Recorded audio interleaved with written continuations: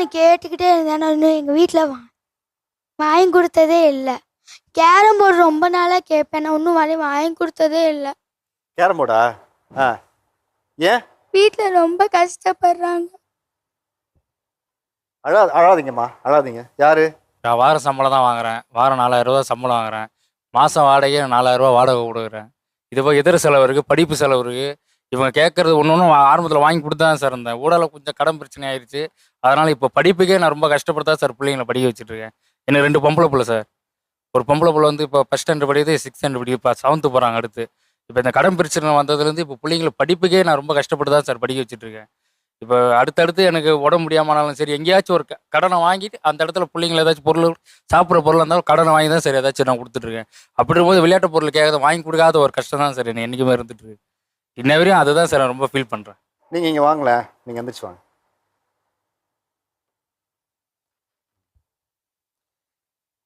யாரெல்லாம் எங்கள் அப்பா அம்மா கேட்டோடனே எனக்கு இது நோ சொல்லி வாங்கியே தரமாட்டேங்கிறாங்கன்னு யார் வந்து அப்போஸ் பண்ணுறீங்க? எங்கள் அப்பா அம்மா அதெல்லாம் வாங்கி தர மாட்டேங்க.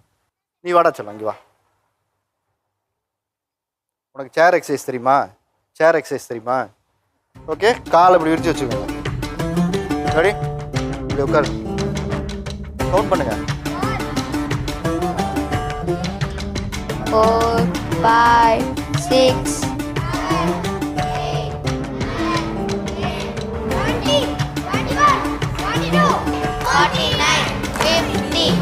Okay okay. கால் கொஞ்சம் வலிச்சது, இருந்தாலும் நான் பொறுத்துக்கிட்டேன். கால் வலிச்சது இருந்தாலும் உங்களுக்கு? எனக்கு லைட்டாக தான் வலிச்சது, பட் நான் இது ஒரு புது எக்ஸ்பீரியன்ஸ் மாதிரி தான் எனக்கு இருந்துச்சு.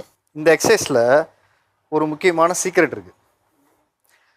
உங்களுக்கு அங்கே உட்கார ஒரு சேர் போட்டிருந்தாங்கல்ல, இங்கே அதே மாதிரி வந்து சேர் இல்லாமல் உட்காரும்போது நமக்கு கஷ்டமாக இருக்கா? லைட்டாக இருக்கு. சேர் இல்லாமல் நம்ம ஒரு சேர் எக்ஸசைஸ் பண்ணும்போது என்ன இருக்குது? லைட்டாக கால் வலிக்குதா? கஷ்டமாக இருக்கா? நீங்கள் யார் சப்போர்ட்டில் இப்போ நின்னீங்க? உங்கள் சப்போர்ட்டில் தான் நீங்கள் நின்னீங்க. உங்களோட கால் சப்போர்ட்டில் நீங்கள் நிற்கிறீங்க. அங்கே உட்காந்துருக்க சேரு உங்கள் அப்பா அம்மா சம்பாரிச்சது.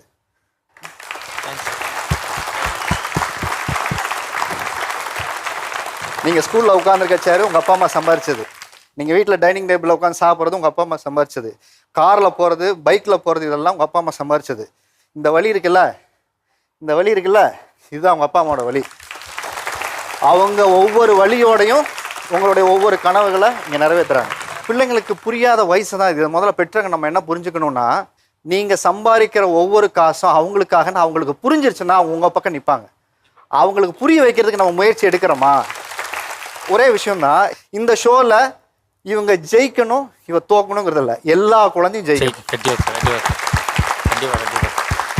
இந்த கோடை விடுமுறையில் நீங்கள் செய்ய வேண்டிய மிக முக்கியமான ஒரு விஷயம் என்னென்னா, அவங்களோட ஒரு டைமை ஸ்பெண்ட் பண்ணுங்கள். அவங்களோட உட்காந்து மனசு விட்டு பேசுங்க. அந்த குழந்தை சொல்லிச்சு, எனக்கு 2 நிமிஷம் எங்கள் அப்பாவோட பேசினா போதும் அப்படின்னு சொல்லிச்சு. உங்களால் அந்த 2 நிமிஷம் குவாலிட்டியாக கொடுக்க முடியுதா?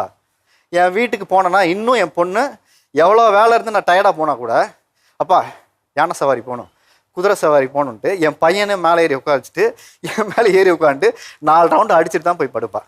ஏன்னா அந்த குழந்தைக்கு இன்றைக்கி என்ன ஆயிடுச்சுன்னா, பக்கத்து வீட்லேயும் நம்ம விளையாடுறதில்ல, யாருக்கிட்டையும் பேச விட்டுறதில்ல, பயம். பக்கத்து வீட்டு மாமா தப்பாக இருப்பாரோ, ஆண்டி தப்பாக இருப்பாங்களோ, அவங்க நம்ம குழந்தைய சரியாக கையாளுவாங்களா அப்படின்னு நிறைய பிரச்சனைகள் இருக்குது. இந்த ஊடகங்களும் பயத்தை மட்டுமே நம்ம திணிச்சுக்கிட்டு இருக்கு. நல்ல பழகக்கூடிய ஃபேமிலி, நல்ல தெரிஞ்சவங்களாக இருந்தால் நம்பி விடலாம். அதே நேரத்தில் போயிட்டு வந்ததுக்கப்புறம் எல்லாம் உனக்கு ஓகேயாப்பா, சந்தோஷமாக இருக்கியா, ஆண்டி வீட்டில் எல்லாம் ஓகேயான்னு கேளுங்க. இன்றைக்கி ஹவ் வாஸ் யுவர் டே அப்படின்னு நம்ம கேட்குறது இல்லை. அவனுக்கு இன்றைக்கி நாள் எப்படி போச்சு அப்படிங்கிறத நம்ம கேட்குறதே இல்லை உட்காந்து.